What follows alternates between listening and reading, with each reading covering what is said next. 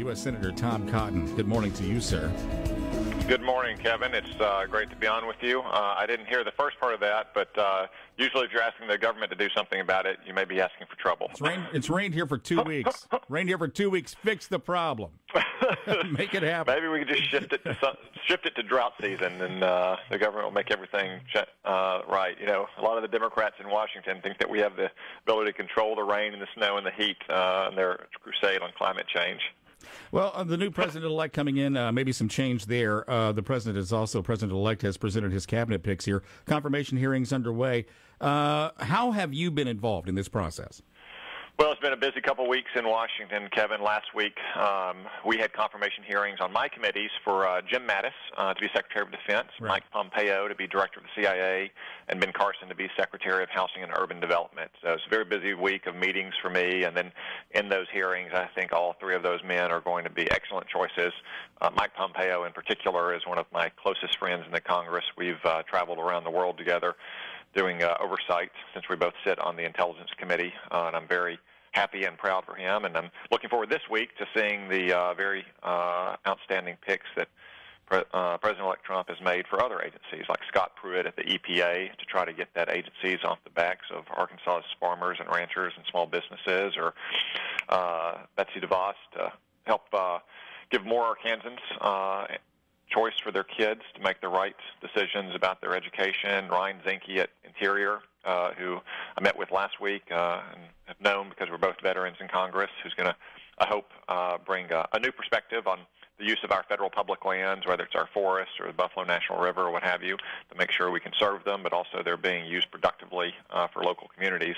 All these picks have been, in my opinion, outstanding, and they point to what I think will be a very successful early start to the Trump administration. How long will this confirmation process take for all of these? Kevin, that can vary. I suspect on Friday we will confirm, shortly after Donald Trump takes the oath of office, several of the less controversial nominees like Mike Pompeo at CIA, Jim Mattis at Defense, Elaine Chao for Transportation, and a few others. Some of the ones the Democrats have more objection to, like Jeff Sessions or Betsy DeVos or Scott Pruitt, may take a couple weeks. But you know, in the end, it only takes a majority to confirm a nominee in the Senate now, because the Democrats changed the rules in the middle of the game 3 years ago. I think a lot of them regret that now. Right. But at the moment, I don't see any of these nominees losing any Republican votes. I think most of them will pick up quite a few Democratic votes. Senator Tom Cotton, you seem very obviously pleased with the nominees that have been presented by Mr. Trump. Are there any here, though, that you feel like really need a closer look? At this point, Kevin, no, I've met privately with almost all these nominees, and many of the hearings have gone forward.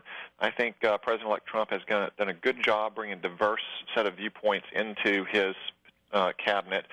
In particular, I like that he's reached outside of Washington. You know, we don't just have a bunch of old, failed or retired politicians and insiders coming into the cabinet. We have very successful businessmen like Rex Tillerson, military generals like Jim Mattis and John Kelly, state officials like Rick Perry and Scott Pruitt. I think this is part of what Donald Trump meant when he said that we're going to drain the swamp, that we're going to bring new, fresh perspective to Washington from the states and from business and the military, not simply recycle the folks who are in Washington and seem to get these jobs every 4 or 8 years. Most of these people seem to have experience in the places where they're going to fit in, but I do question Ben Carson. He doesn't really have any practical experience there in homelessness, does he? I think one very important part of Ben Carson's experience is he knows what it's like to live in the projects. Okay.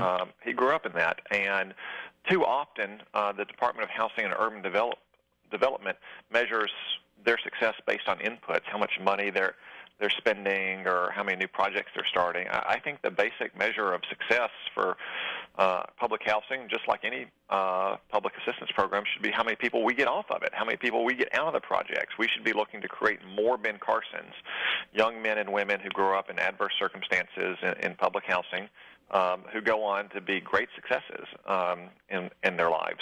So I think that personal experience that Dr. Carson brings is actually very valuable and be very refreshing for a lot of those boys and girls who are looking for potential role models for their own lives. Senator Tom Cotton, the presidential inauguration, what will you be doing? Well, I will be attending the inauguration, come rain or shine. cold or heat. Well, right now it's looking like it may be a wet one, but it's going to be, a very, I think, touching moment to see once again the peaceful transfer of power going back in our country 216 years, the first transfer between parties in the 1800 election, which itself was very contentious. And I think it's a very cherished part of our tradition. So I'll go to the inauguration. We'll have some votes after the inauguration. I won't be partying or dancing. My dancing shoes aren't very good to begin with, but right now I'm trying to catch up on whatever sleep I can in the evenings in between midnight feedings. Yeah, how is that new baby? He's doing very well. Thank you for asking. How old now? He'll be 6 weeks on Wednesday. Wow. So we've had him out of the NICU for about 4 weeks. A lot of your listeners sent in prayers, and a lot of them ask about him. So we're very grateful for everyone's support and prayers. Daniel's doing great, and Gabriel has adjusted well to him. Excellent. Senator Tom Cotton, good to talk to you this morning. Thank you. Have a good day.